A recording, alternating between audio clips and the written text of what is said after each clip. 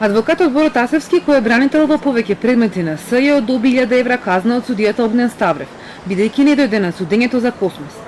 Тасевски денеска беше во соседниот суд, каде ја бранеше екс-министерката Гордана Јанкуловска за блиндираниот Мерцедес.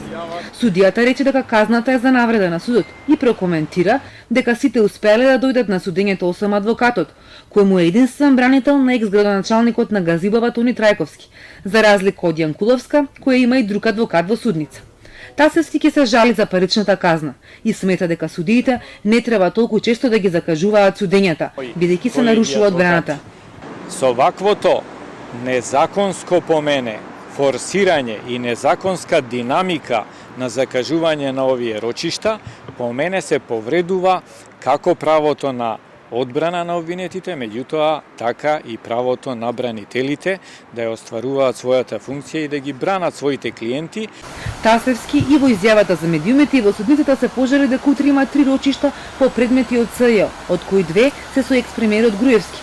Но судиката Добрила Кацарска му рече дека не го одлага утрешното судење за Тенк, бидејќи е закажано пред 2 месеци, повикани се сведоци. И порача дека доволно е еден адвокат за одбраната. Тенк за Јанкуловска започна со честитка од судиката за бебето на Јанкуловска и советување дека ќе бидат почитувани сите законски права како мајка.